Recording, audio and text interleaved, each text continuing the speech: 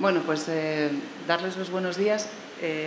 Me habían pedido como 5 minutos más, pero como luego tenemos que terminar muy pronto y las intervenciones son bastante abundantes, yo creo que vamos a dar comienzo y aunque se pierdan la primera parte de las intervenciones, comenzamos después, recuperamos si no en la parte final de la intervención. Bueno, darles las gracias por asistir, por estar esta mañana con nosotros. Esta es una mesa que yo creo que es de las más interesantes sin querer competir con las demás, porque va a tocar casi todos los temas que son prioritarios en las distintas industrias y también aquellos que comparten para la próxima legislatura, empiece ¿no? dentro de un mes o 2 meses o empiece en enero o febrero, da igual cuál es el escenario, es caso es que va a tener que haber ahora una serie de iniciativas que se tienen que poner en marcha y que realmente para las diferentes industrias culturales son muy trascendentes. Tenemos la suerte de que nos pueda acompañar la subdirectora general de Propiedad Intelectual, Lara Chaguaceda. Buenos días, Lara, muchas gracias por acompañarnos. Y un representante de cada uno de los sectores que realmente en esta materia de la propiedad intelectual y de las industrias culturales pues tienen realmente un posicionamiento activo y realmente con una agenda preparada y bien organizada para impulsar esas prioridades. Vamos a comenzar. La primera sería, la pregunta para todos sería quizá la misma, ¿no? ¿Cuáles son esa medida o esas medidas sin las que no se puede empezar a caminar una vez que empiece la legislatura? ¿Qué sería lo fundamental para poner en marcha y que habría que estar realmente pendiente de impulsar desde cada uno de los sectores? Voy a empezar quizá por este orden. Lucía Pastor de Cedro, por favor. Por el sector del libro, ¿qué es lo primero que habría que impulsar? Bueno, en primer lugar, gracias, Carlota, por contar con Cedro para esta mesa, también a los compañeros con los que la voy a compartir y a los asistentes a la misma. Cedro es el Centro Español de Derechos Reprográficos, es una entidad de gestión sin ánimo de lucro de autores y editores de libros, revistas, periódicos y partituras en cualquier medio o soporte. Empezaré en cuanto a nuestras prioridades poniéndoles 2 ejemplos. En La sombra, el libro del príncipe Harry, y La boda de Tamara Falcó en la revista Hola. Casi todos de ustedes, o muchos, la gran mayoría, habrán recibido por canales de mensajería, no voy a dar nombres, o a través de redes sociales, una copia pirata, de estas obras. También habrán encontrado aplicaciones para dispositivos móviles en las que a través de programas de inteligencia artificial nos permiten obtener resúmenes de las obras sin la oportuna autorización de los titulares para estas finalidades. De manera que estos ejemplos lo que hacen es reflejar cuáles son nuestras prioridades. Por un lado, el diseño y la ejecución de una estrategia que impulse una regulación que posibilite abordar las infracciones en redes sociales, canales de mensajería, aplicaciones móviles e incluso programas de inteligencia artificial. Y esta legislación tiene que permitir abordarlo de manera rápida, ágil y precisa, tanto la retirada de contenido como el bloqueo o el cierre de grupo o canal. Y además, si ya por pedir, pues que no lo puedan volver a las pocas horas de crear otro canal nuevo o otro grupo con todo el contenido del anterior, del que se ha cerrado. Y aprovecho también la presencia de la subdirectora de Propiedad Intelectual del Ministerio de Cultura y Deporte para que considere incluirlos en los procedimientos de la sección segunda de la Comisión de Propiedad Intelectual del Ministerio de Cultura y Deporte, que junto con el protocolo de las teleoperadoras está funcionando también. Entonces, vamos a ver si podemos incluirlas. Asimismo, y la segunda de nuestras prioridades es que determinados lanzamientos o exclusivas gocen o puedan aplicarse la política de bloqueo de contenidos en directo para reducir los daños que la piratería genera en estos casos. Por resumir y como conclusión, abordar las infracciones de redes sociales, canales de mensajería y aplicaciones móviles y la inclusión de los contenidos editoriales en la aplicación de las políticas de bloqueo de contenidos en directo. Muchas gracias. Bueno, muchas gracias, Lucía. Qué síntesis más... sí, muy... Es cierto que lo tienen ustedes también por los datos del observatorio que se ha presentado hace unas semanas los datos del 2022, el incremento que ha habido respecto a las vulneraciones de derechos de propiedad intelectual, tanto en el ámbito de las redes sociales como en los canales de mensajería, y es un gran reto el que tiene por delante toda la industria respecto a cómo se va a gestionar esas vulneraciones en ese tipo de aplicaciones y de intermediarios, ¿no? Muchas gracias. Vamos a pasar al otro lado de la mesa para darle, si te parece, Paloma López, de la Sociedad de Artistas, Intérpretes y Ejecutantes, AIE. Muchas gracias por venir y tuya es la palabra. ¿Qué serían esas prioridades para los artistas? Buenos días. Puedes tirar, lo he probado yo, tira de la base, de la base, se mueven con comodidad para que tengáis buena... Gracias. Gracias. Buenos días, gracias a la coalición por invitarnos a participar en esta mesa y desde AIE, que es la entidad de gestión de artistas, intérpretes o ejecutantes músicos en España, consideramos que una de las medidas que no debería, o sea, que tendría que arrancar la legislatura con un cambio sustancial es solucionar el problema que ha creado la sentencia A3 Media del Tribunal de Justicia de la Unión Europea. Esta sentencia, en la que son partes AGEDI y AIE contra A3 Media, ha establecido que en los casos en que un fonograma se incorpora a una grabación audiovisual que contiene una obra audiovisual, no existe una reproducción de ese fonograma y, por tanto, los artistas y los productores pierden el derecho de remuneración que se establece en el artículo 8.2 de la Directiva 2015 del año 2006, que bueno, es modificación de la 92/100. Entendemos que debería existir una modificación legislativa que solventase esta cuestión, es decir, que en el momento en que se produjese la incorporación de un fonograma a una grabación audiovisual, en todos los supuestos se mantuviese ese derecho de remuneración, porque de lo contrario pues, los artistas lo están perdiendo, ¿no? Y además esto está afectando no solamente a ese caso concreto, sino que empieza a haber voces que están incluso reclamando que ya ninguna grabación audiovisual podría estar protegida, intentando incidir no solamente en el derecho del 108.4, sino también en el 108.5 de las grabaciones audiovisuales, con lo cual puede generar muchísimos problemas esta sentencia. Por lo tanto, entendemos que sería muy importante cambiar la regulación y modificar la ley de propiedad intelectual en este punto. Tenemos otros temas, pero bueno, los comentamos más adelante. Muchas gracias. Tampoco vamos mal, ¿no?, con una reforma de la ley de propiedad intelectual como primer punto de agenda. Vamos a continuar. Vuelvo a retomar este lado. Juan Serrada, por favor, de la Sociedad General de Autores. Para los autores y editores, ¿cuáles serían las prioridades nada más comenzar la legislatura? Hola, buenos días. Muchas gracias, Carlota, y el resto de mis compañeros. Bueno, yo soy abogado de la Sociedad General de Autores, que es una entidad de gestión que defiende los derechos de autor de autores musicales, teatrales y audiovisuales. Igualmente también defiendo los intereses de los editores musicales, ¿no? Bueno, yo quería destacar un punto importante, aunque tendríamos más o peticiones al Ministerio, a la nueva legislatura, pero me voy a centrar sobre todo en este periodo, yo creo que de presidencia del Parlamento Europeo que tiene España, que será hasta diciembre, en un aspecto que es las plataformas de streaming y la música que ahí se consume en streaming y en la repercusión o el impacto que tiene en los autores y artistas, ¿no? Muchas veces los autores también son artistas, ¿no?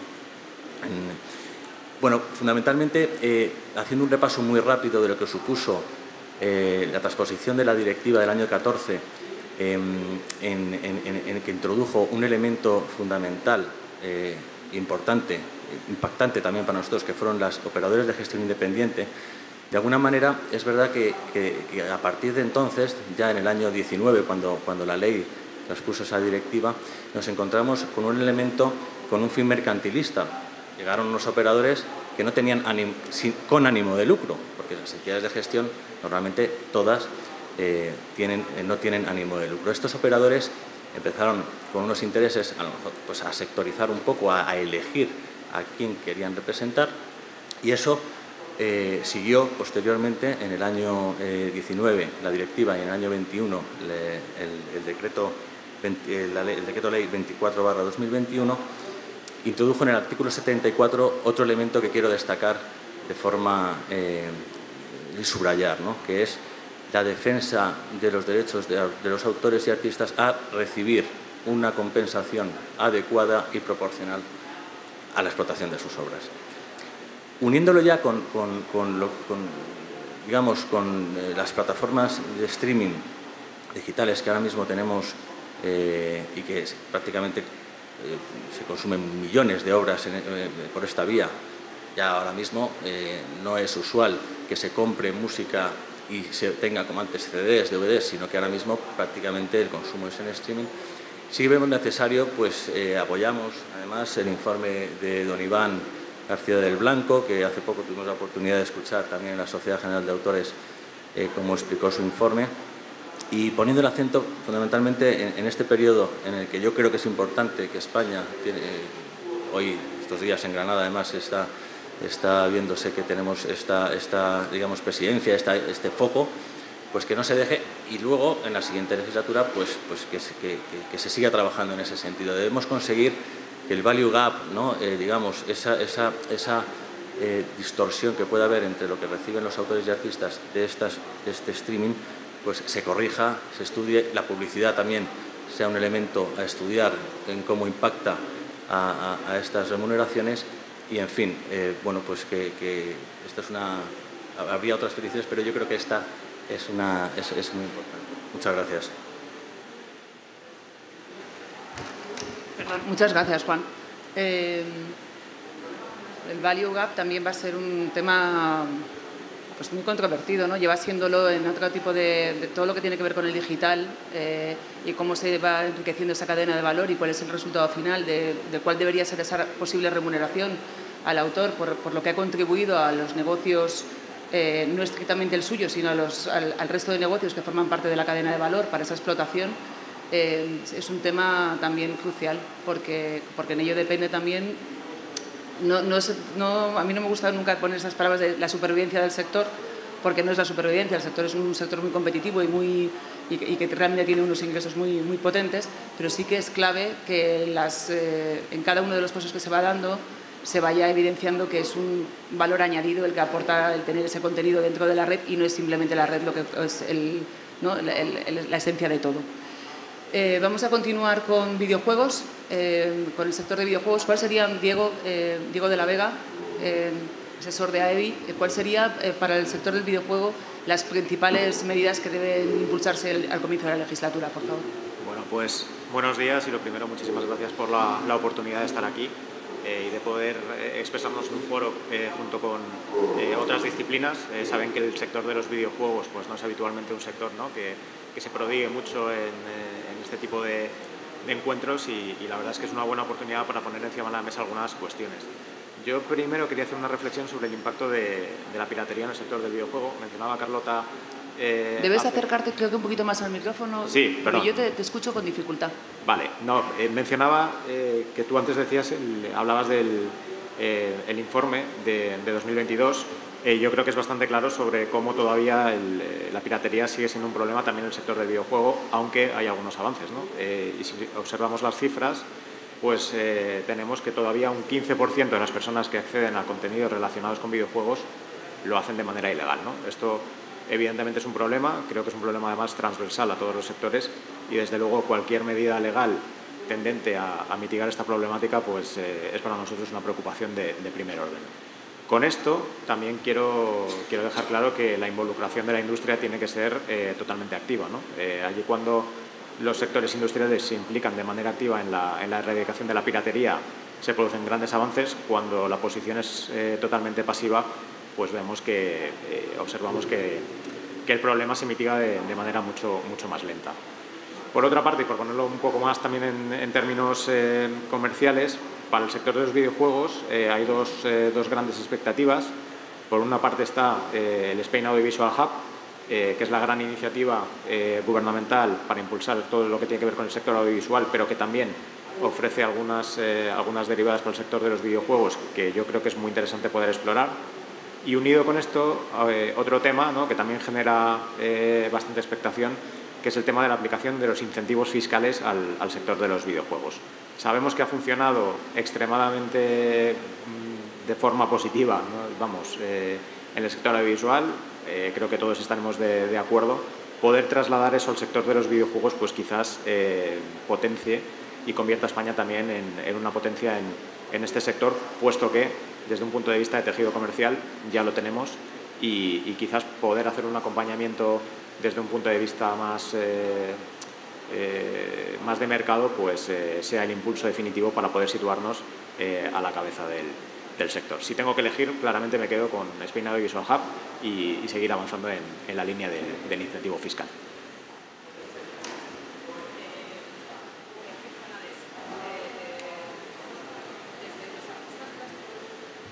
Gracias. Desde el sector de la imagen, desde las artes visuales, ¿qué consideráis, Beatriz, que pueden ser esas medidas que se deban impulsar al comenzar la legislatura? Gracias, Carlota. Primero, gracias por la invitación. Estás viendo el gran poder que tienes porque estamos siendo todos súper concisos y breves. Súper. Y yo voy a intentarlo. Yo me estoy llevando las notas, voy apuntando, vamos, es fantástico. Voy a intentarlo. Bueno, en primer lugar, explicar que VEGAP es la entidad de gestión de los creadores visuales. Los creadores visuales, la imagen se encuentra incorporada en distintos tipos de soportes y por lo tanto tiene distintos problemas en cada uno de ellos. La imagen está incorporada en el sector editorial, las obras plásticas, fotografía, ilustración, dibujo, están insertas en los libros, las publicaciones asimiladas, periódicos, revistas, etc. También forma parte de la obra audiovisual. La imagen está incorporada en obras audiovisuales, grabaciones audiovisuales y todos los problemas que adolece el sector, también la imagen está incorporada. Y luego tiene un sector que es quizá ahora mismo ya cada vez más masivo, que es la obra independiente, la obra suelta. En el ámbito internacional el concepto es stand-alone y tiene ya un concepto jurídico porque es algo que se está regulando en todos los países en el momento en que se está trabajando en los sistemas de protección en el entorno digital. Ya en el estudio de la coalición, en el que la imagen es la primera vez que se incorpora, vimos que hay 595 millones de contenidos de imágenes independientes, además de toda la utilización que se haya hecho de imágenes en el ámbito editorial y en el ámbito audiovisual que quedaba incorporada dentro de su propio estudio. Es decir, hay una utilización masiva de la imagen. El problema añadido es que los autores no tienen unas industrias estructuradas detrás que puedan ayudarles tecnológicamente a trabajar desde un punto de vista del control de los sistemas que se están incorporando en el ámbito digital, como puede ser el opt-out, por ejemplo, la salida de las obras en las plataformas de intercambios de contenidos, etc. Por lo tanto, y ante la petición de Carlota de hablar de medidas que a nosotros nos parecerían muy adecuadas que pudieran ser incorporadas cuanto antes, voy a hablar muy rápidamente de tres medidas. Una de ellas más vinculada a los derechos exclusivos y dos a los límites. Para VEGAP es importante, para el sector es importante la incorporación de la figura de la licencia extendida, el artículo 12 de la directiva en el ámbito de la gestión de los derechos con las plataformas de intercambios de contenidos también definidas en el artículo 17 de la directiva MON. ¿Por qué? Porque ya ocurre en países como Francia, Alemania, Países Bajos, Dinamarca, Noruega, Suecia, Finlandia, Islandia, Estonia, Letonia, Rumanía, Malta, Chipre y el Reino Unido, en los que en sus legislaciones han incorporado la licencia extendida para la gestión de los derechos con las plataformas de intercambios de contenidos en el ámbito de la creación visual. En muchas de ellas solo lo han dejado determinado para el ámbito de la creación visual, porque se entiende que tiene ventajas jurídicas y tiene ventajas técnicas y económicas. ¿Cuáles son los tres principios importantes para el sector en el ámbito del entorno digital? El consentimiento, la transparencia y la remuneración y el value gap. Para poder conseguir eso y poder trabajar con un Google, con cualquier tipo de plataforma de intercambio de contenidos, el autor solo individualmente no lo puede hacer. y la entidad necesita tener una legitimación activa suficiente para poder dotar una seguridad jurídica a la plataforma, con la posibilidad y libertad de que el autor en estos sistemas de licencia extendida pueda salirse si lo entiende conveniente.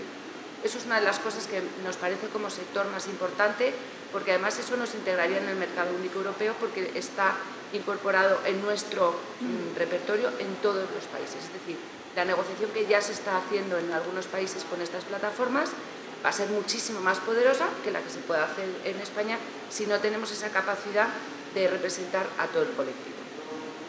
En cuanto a los límites, también nos parece muy importante en el ámbito de la copia privada poder desarrollar ese concepto que ya existe, que está en el bloque, en un bloque específico en este momento, pero que quizá debería regularse más, que es la obra suelta o la obra bajo la denominación jurídica que tenemos en este momento, que se incorporan en soportes visuales.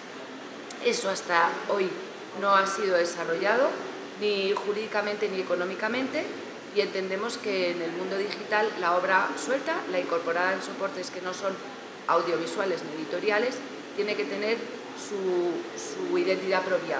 Tiene un perjuicio, tiene un daño, ya lo vemos en los estudios, puede ser piratería, también hay un daño de copia privada y, por supuesto, como hablábamos antes, a través de la licencia extendida, con sistemas de licenciamiento en el caso de que no sean límites. Sí nos gustaría poder trabajar con el Ministerio en este sentido, en poder abordar la imagen suelta como un concepto o como un bloque o parte de un bloque específico. Y por último nos preocupa mucho la ampliación de los límites con el límite del pastiche. El pastiche, que es un límite que aparece por la exposición de motivos en la Directiva de Servicios como que se busca el interés de aquel que quiere hacer una utilización sobre todo para los memes, es decir, para unos conceptos muy determinados, se extiende a la creación visual y se extiende por una parte, a la capacidad de utilizar las obras, transformándolas, creando nuevas creaciones, y además no solo en el ámbito digital, sino analógico, y eso de alguna manera puede interferir en los derechos morales de los autores de la creación visual, interferir en su valor económico y sobre todo que creemos que es de alguna manera excéntrico al objetivo que buscaba. Nosotros entendemos que con el límite de la parodia y con el límite del derecho de cita queda protegido el objetivo que quizás se estaba buscando, y por eso sí nos gustaría el que se pudiera trabajar en esta regulación. Y por nuestra parte, esto es, Carlota, lo más importante. Muchas gracias. Muy bien, muchas gracias, Beatriz. Bueno, la verdad es que deberes de mucho calado, en cuanto a tanto por la remuneración compensatoria por copia privada como por la dimensión que va a tener en el estudio también a nivel europeo y mundial de cómo se está incorporando también la imagen a todas estas reivindicaciones que venían pues siendo como toleradas de otra manera y que ahora tienen que ponerse realmente en su lugar, ¿no? Muchas gracias. Vamos a ir terminando esta ronda con el sector de la música y cerrará la subdirectora la primera ronda de preguntas. Soko Collado, por el sector de la música, directora de AGEDI Promusicae, por favor. Gracias, Carlota. Bueno, gracias a todos por venir y por contar con Promusicae. Promusicae representa a los productores de música, para entendernos, a las compañías discográficas, a los productores fonográficos en España, y agrupamos a más del 95% del mercado de la música grabada que se hace en nuestro país o que se distribuye en nuestro país. La música grabada podemos decir que está viviendo un buen momento en términos de retorno al crecimiento. Si miramos las cifras que hemos publicado del año 2022 y del primer semestre del 23, estamos en cifras positivas de crecimiento de 2 dígitos, pero eso no significa que no queden muchas tareas pendientes, que no estemos todavía nada más que un poco cercanos a niveles de 2006, pero nada que ver con los niveles que manejaba el sector discográfico, por ejemplo, al inicio de los años 2000. Aunque mis compañeros están siendo súper sintéticos y pidiendo una cosa, yo voy a ser un poco la niña mimada de la familia. Voy a pedir de manera muy concisa y muy breve, pero muchas cosas en la Carta a los Reyes, que es lo que estamos haciendo ahora, la Carta a los Reyes para el próximo gobierno que tenga que legislar y que tomar decisiones que afecten, en este caso, a los sectores culturales. Seguramente muchas son compartidas y algunas no.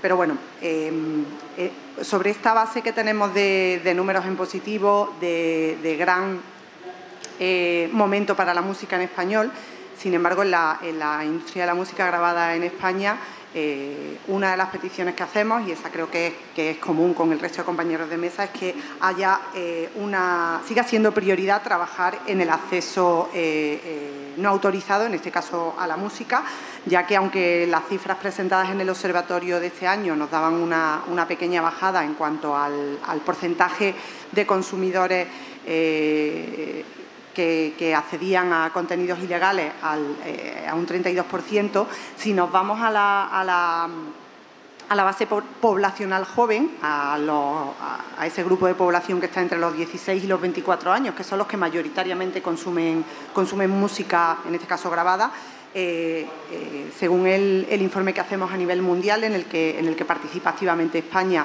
el Music Consumer Study, el 49% de esa población, de los jóvenes, confirma que tiene acceso ilegal, que tiene acceso a la música a través de accesos no autorizados y, por tanto, contenidos ilegales. Con lo cual, nos queda todavía mucho trabajo que hacer y esto lo tenemos que hacer, obviamente, de la mano de las instituciones públicas. Para nosotros es crucial que se solvente un agravio comparativo en materia de incentivos fiscales. La música grabada es la única disciplina artística o cultural que no goza de deducciones fiscales en la producción, y cuando hablamos con los partidos políticos todos están de acuerdo en que esto es efectivamente un agravio comparativo con el resto de las disciplinas artísticas, y necesitamos que en la próxima legislatura sea solventada, porque no tiene sentido que la producción española no disfrute de incentivos fiscales, de deducciones fiscales para ello. También pedimos programas de apoyo a la producción, para el marketing, el desarrollo de talento español, porque vivimos un momento floreciente y maravilloso a nivel mundial de la música en español, con cifras alucinantes de 2.000 millones de consumo de música en español, pero la música española solo supone un 2% de esa partida de música en español, con lo cual nos estamos quedando atrás, y países a los que habitualmente éramos exportadores nos están convirtiendo en importadores de música, y necesitamos ese apoyo para la producción de la música grabada española. Eso une con que sería buenísimo tener un plan consensuado con la Administración Pública de internacionalización y de exportación de la música española. Y por último, también nos gustaría solicitar un organismo único en la Administración que, a semejanza del ICAA para el cine o de la Dirección General para el libro, también se centrara en la música, porque la música no tiene un organismo en el Ministerio de Cultura que la represente per se. Digamos que trabajamos estupendamente con industrias culturales, trabajamos estupendamente con el INAEM, pero ninguno está al 100% dedicado a mirar a la música popular globalmente, ver sus necesidades, apoyarnos en todos los temas fiscales, legislativos, de ayudas, etcétera. Y esa es una reclamación que queremos poner que ya hemos puesto sobre la mesa del anterior gobierno y que queremos mantener en la agenda del siguiente gobierno. Me uno también a la reivindicación de Paloma sobre el cambio de la ley de propiedad intelectual y de la sentencia Adres Media y Agedi, que es un gravamen también para los productores fonográficos, y de momento me quedo ahí, en mi carta a los Reyes. Muchísimas gracias, Soco. Nos faltaba pedir una dirección general, claro. Esto no está nada mal. Es cierto que todos, también desde la coalición, ¿no?, se han intentado hacer estas peticiones de una de contenidos digitales. Siempre que tienes un organismo, ahora con la propuesta que se ha quedado en vilo, ¿no?, y que seguro que Lara va a mencionar, y porque la conoce muy bien, porque ha liderado ese proyecto de la Oficina Española de Propiedad Intelectual, ¿no?, el tener siempre un referente en el que tú sabes que es el organismo encargado de impulsar todas esas cuestiones, pues ayuda mucho al sector, ¿no? Para cerrar esta primera ronda,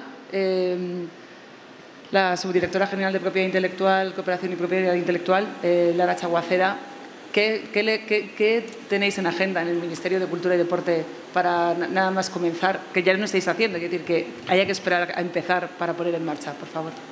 Bueno, lo primero, buenos días y muchas gracias a la coalición por haber organizado esta mesa redonda, que por lo que veo va claramente dirigida, en el mal sentido casi de la palabra, a mí, y gracias a Carlota por la moderación de la mesa. Me alegra mucho escuchar algunas de vuestras peticiones a los Reyes Magos, lo cual me hace reina maga y me hace sentir feliz a la vez que importante, porque en muchas de ellas considero que ya estamos trabajando de alguna manera u otra. También me alegra oír otras porque digo, ay, esa no es para mí. Esa cuando llegue al ministerio se la paso a un compañero. Pero bueno, sobre todo me alegra porque refuerza mi idea de qué es lo primero que necesitamos hacer en esta nueva legislatura y como labor del Gobierno. Por supuesto, no me corresponde a mí prejuzgar la labor del nuevo Gobierno, ni mucho menos, ya me gustaría a mí, la labor de las nuevas Cortes.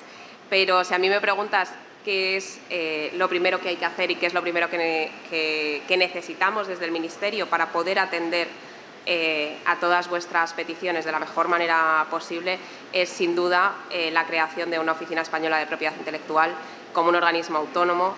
No se me oye, pero estoy aplaudiendo. Porque puedes aplaudir con sonido. Porque el refuerzo institucional de las estructuras administrativas no es, como muchos puedan pensar, y sé que hay muchos que lo piensan, una política simplemente nominalista, digamos, que va a tener luego un efecto en vano.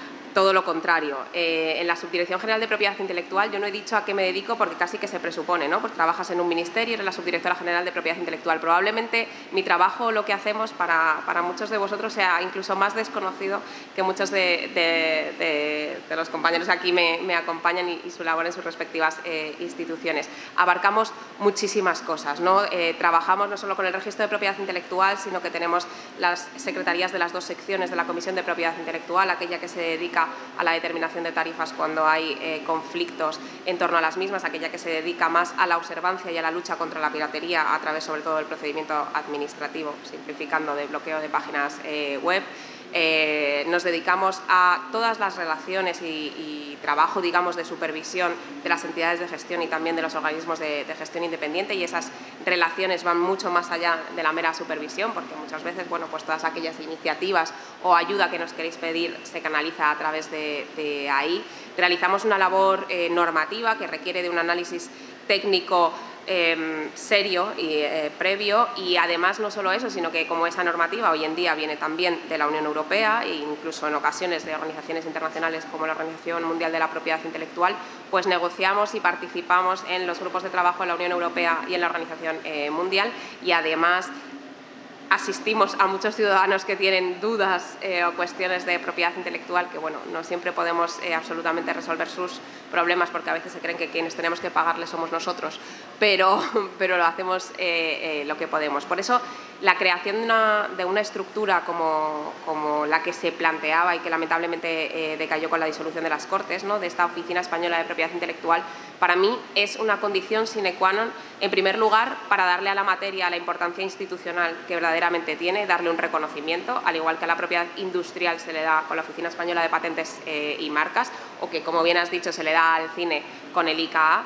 Creemos que el reconocimiento institucional no es meramente nominalista, como decía, sino que verdaderamente a nivel tanto interno en España como externo en la Unión Europea nos va a ayudar a difundir mejor la palabra y a poder trabajar mejor, sino que además entendemos que esta oficina no ha de ser solo un cascarón, sino que ha de estar lleno o ir llenándose poco a poco de los recursos, de los medios materiales y humanos que sean necesarios para llevar a cabo todas las políticas públicas que nos habéis amablemente sugerido.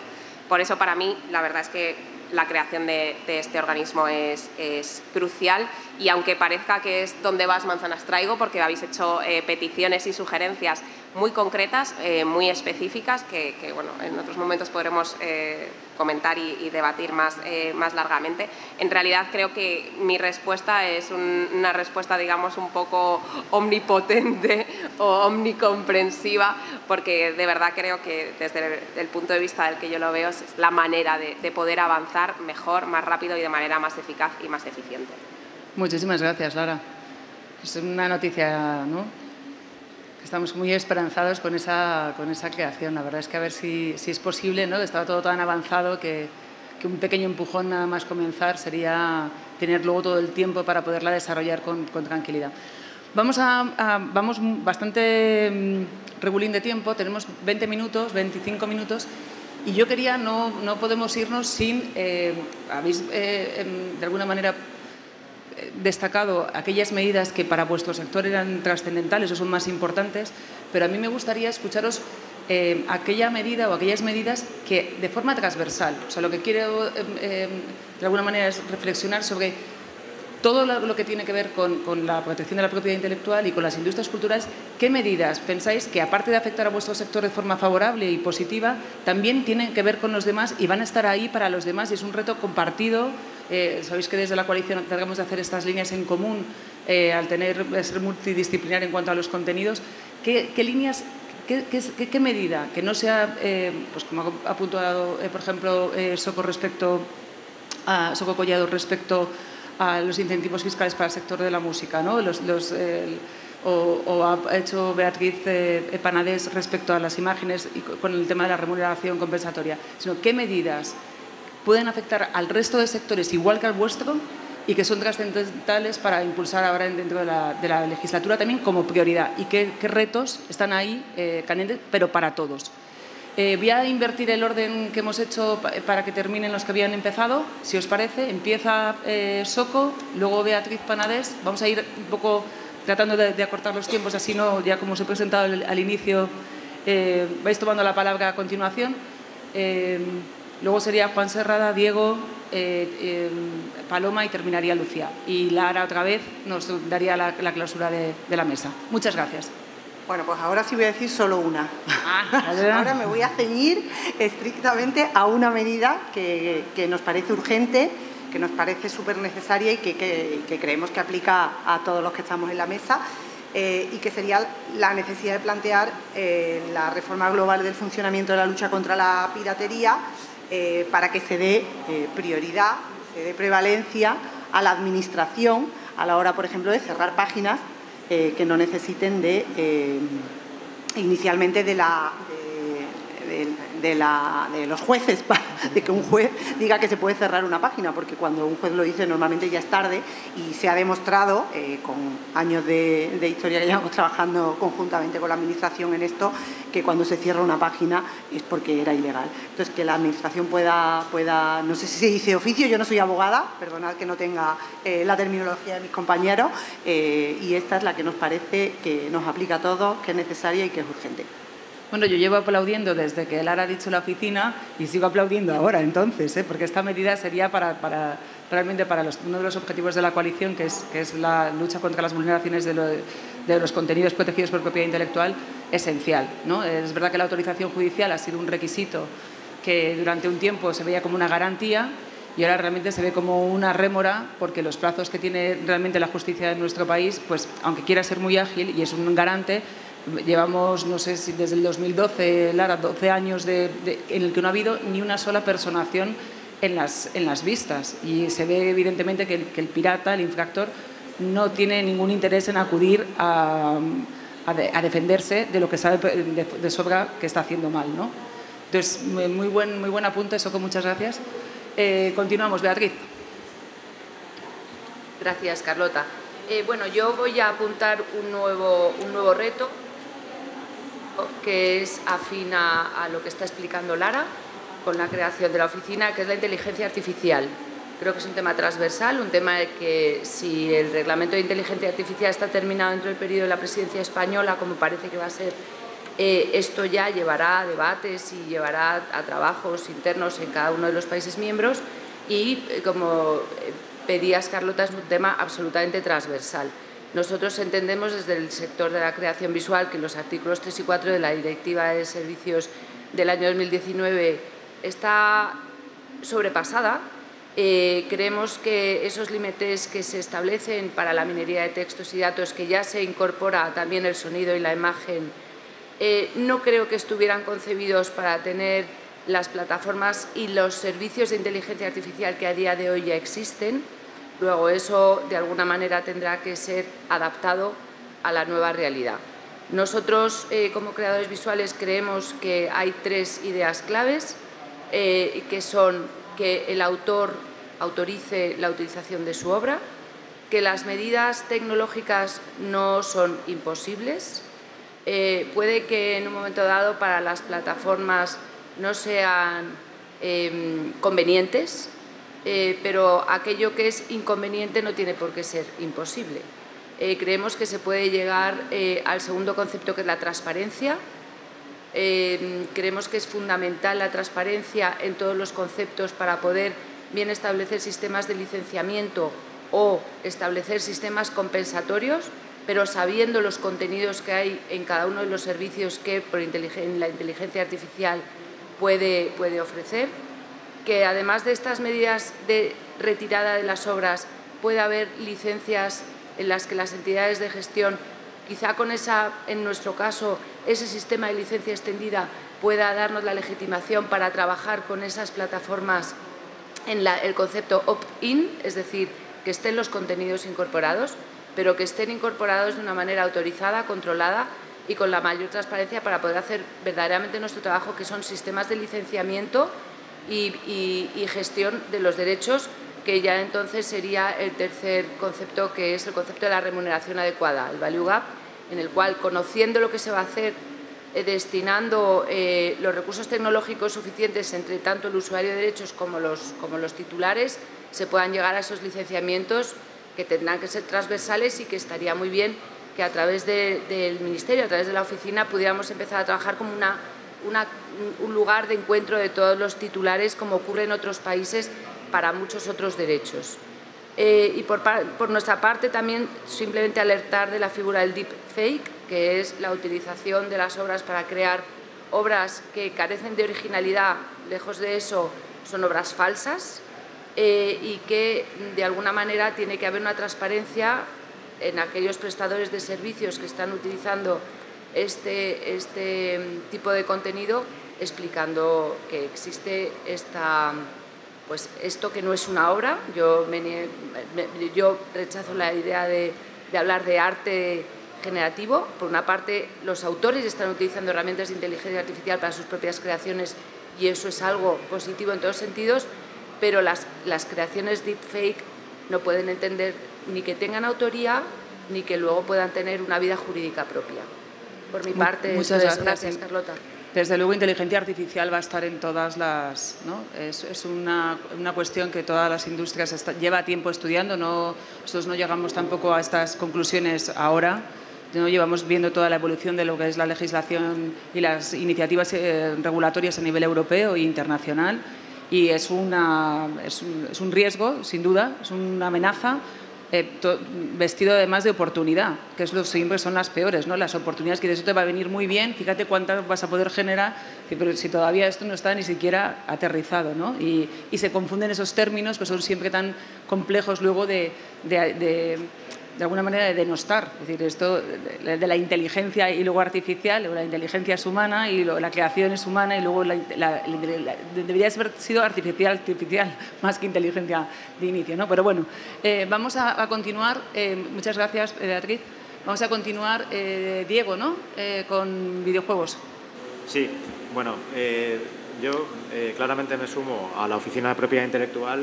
Creemos, efectivamente, habéis utilizado la expresión exacta, que es un punto de encuentro de todos Los sectores creo que tiene dos caras, es un reto y es una oportunidad a partes iguales. Es una oportunidad clarísima, precisamente porque es algo nuevo, es algo que hasta ahora no ha existido, pero es un reto porque la tenemos que dotar de contenido, ¿no? Y yo creo que ahí activamente debemos participar todos y hacer algo que sea transversal, que sea útil para la sociedad y, por supuesto, también para las industrias. Yo, por otra parte, quiero incidir en una cosa que no es muy concreta, pero que me parece de absoluta importancia, que es el que cada norma que venga de aquí en adelante tenga perfecto acomodo con el derecho europeo. Esta es una preocupación que obviamente siempre hemos tenido, el legislador también, pero las distorsiones siempre han estado ahí y en ocasiones pues pueden ser muy grandes, ¿no?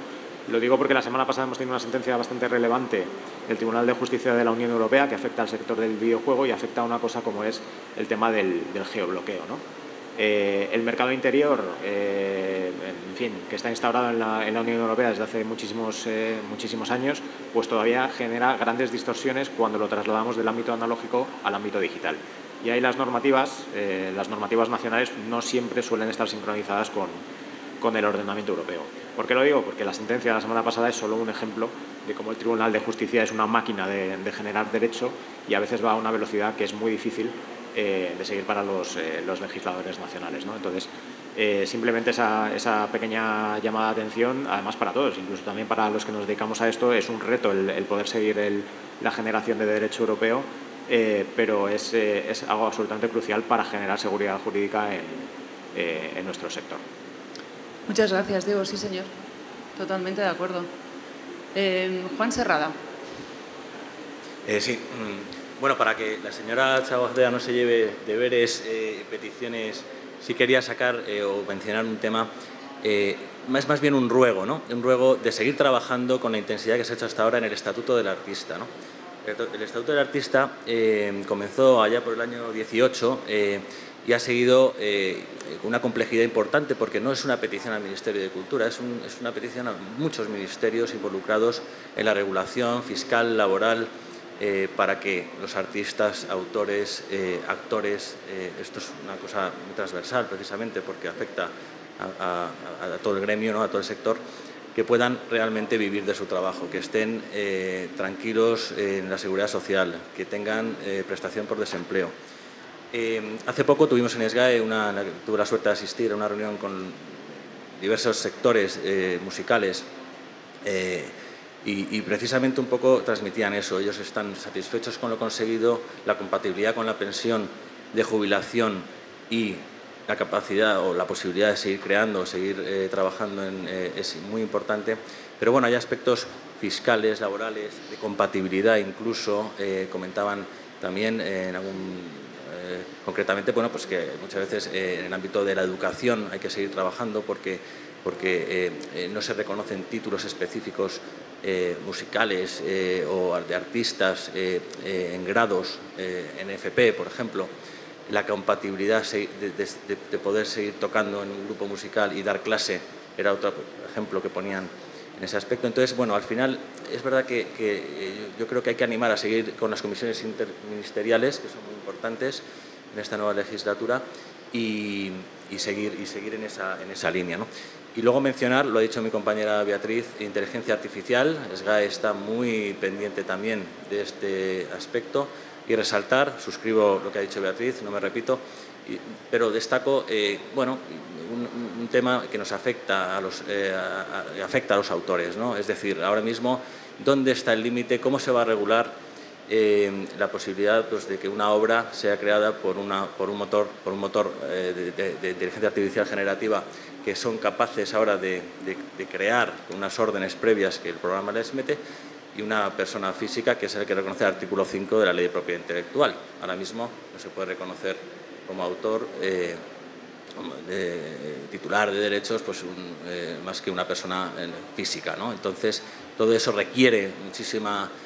debemos seguir apoyando la inteligencia artificial. Yo creo que hay que seguir en esa línea. Es imparable todo lo que se está surgiendo en este momento, pero sí se debe, yo creo que, y quizá esto es un tema también, bueno, que empezará en Europa y nos afectará a todos, ¿no?